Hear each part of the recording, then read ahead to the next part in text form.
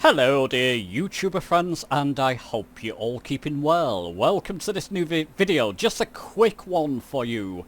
I'm just testing out, I'm actually testing out my Xbox 360 controller for helicopters. Somebody asked me in the Discord. Whilst I was doing that, I wanted my HUD up externally like this so I could see if I'm descending with my vertical speed. I can see what my trim's doing. Let me just descend to show you. So put some vertical speed so I start descending towards the ground. Now if I'm not careful there, it might descend quicker. Let's descend a bit quicker in fact. And then if I want it trim back out and go back into a hover, I can see from the vertical speed here what's going on with it. Trim back out there. Up a little bit more. That's it. So how do we do that? It's actually quite straightforward. If you go to settings, press escape or pause button, start button on your Xbox controller, you get to this menu, go to settings, and in general settings you want to go to flight interface. Flight interface, there it is. Just scroll down till you see external camera. It should work on Xbox and PC. I've got it in full. I think by default it's off, so let's just go back, resume. That's what you're normally seeing.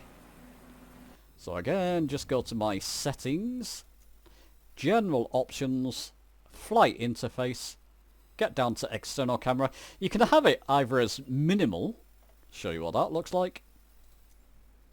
So you get minimal display, it depends what you prefer. You can see the vertical speed is going to be a bit flaky here. We are pretty much in a hover. It's just hovering around that vertical speed. As you can see, the altitude, it's near enough staying steady. Yeah, it is now. And you can see your trim, airspeed, that type of thing. I think I prefer for helicopters, in fact. When you're learning them, or you just want to see what's happening, I just always prefer with helicopters to have some HUD on externally. But I prefer it full. There we go, so you get the full HUD display. I mean, you know, I'm not too keen on this map up here, but the rest of it's okay. Let's just go into the cockpit. That's typically your cockpit. What happens in the helicopters again, or other aircraft, if you want to see a HUD? Quite easy, you've probably got the idea now. You go to settings, general settings, flight interface. Under cockpit camera, just turn HUD in cockpit view on. Resume, HUD. It's like me, isn't it? HUD. There you go, you get the full HUD. It's kind of a minimal HUD though, apart from this map up here, which could be useful, but you got all your vertical speed, that type of thing, so you can do that. So that's quite useful, isn't it? Whilst we're in the cockpit, let me just show you a couple of other things here. As I mouse over each of the buttons, it gives me tooltips. Some people don't like that. Can you guess what we're going to do now? In the same menu, settings, general settings, flight interface, cockpit camera. You can either have them, off if you want. So just turn these off. Some people prefer that for the realism. I do flight tutorial videos, so I prefer them on to show what people I'm hovering over. But if you don't want the tooltips coming up, depends what aircraft. If you know an aircraft or a helicopter like the back of your hands, you don't want the tooltips up coming up always. I prefer them on, like I said, because of the nature of what I do. And you can have them on delayed or instant. I prefer them on instant. Just go back and resume just to make sure now. There you go. So if I hover over each of the buttons, they're on. There you go. A couple of tips. There's a couple more I want to show you. Now then, for this next quick tip I want to show you. Let me just trim back up so I'm not descending there. I was just turning towards New York, I believe that is in the distance. You want to have a button for toggle visual assistances.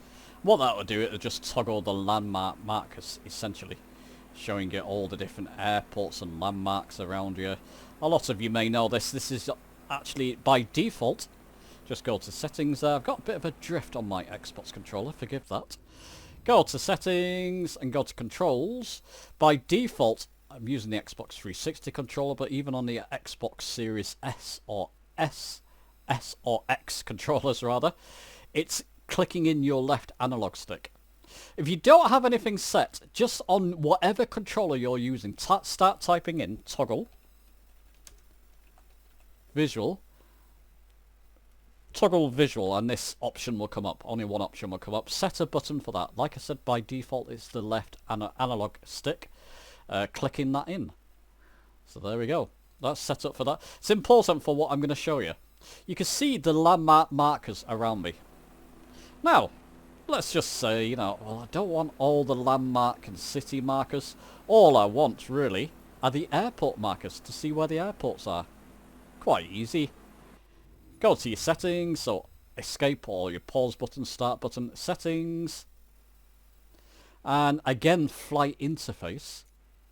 And here you can toggle the different markers. So I don't want city markers. I don't want landmark markers. I only want to see you where the airport. If you don't want to see your pins when you're walking around the aircraft, you can actually click that off as well. But we're going to concentrate on this one first. Landmark and city markers. So all I'm seeing now, if I look around, are the airports around. Now, say for some reason you don't want to see all those airports or heliports or goodness knows what. All you want to see are the landmark markers and city markers. Well, you're getting the idea, aren't you? Press escape. Go to settings. Flight interface. Turn off airport markers, of course, and just put either city markers or landmark markers on. Let's just go back to show you the effect. And there you go. In the distance there, in New York, I should have got closer for this video, but you can see a couple of landmark markers, and there's a big city marker over New York.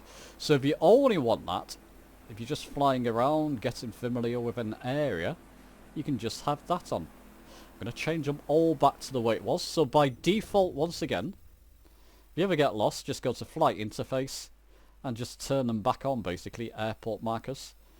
And there's various other options here. By the way, if you want to see nameplates, show traffic nameplates and goodness knows what, and other things there. And oh, one last thing. I think I've showed this in other videos, but I'll just show this for effect. Turn on aerodynamic visualization, CFD, and you get the sorts of lines going around your aircraft. It's a question that often comes up. How do I get rid of those lines? How do you get those lines up? Just to see what all the various control services are doing on my helicopter there. You know, the wind effects, so it's giving you a visual effect of what all the surfaces are doing. Isn't that neat? And again, I think I've shown that in a different video, of course. If you ever get that up and you want it off, flight interface and turn it off. There you go, people. Just a couple of quick tips and settings for you. I hope you find one or two of these useful. Let me know. Give the video a like as always. Subscribe for more. I do plenty of these types of videos, for example. And I'll see you soon.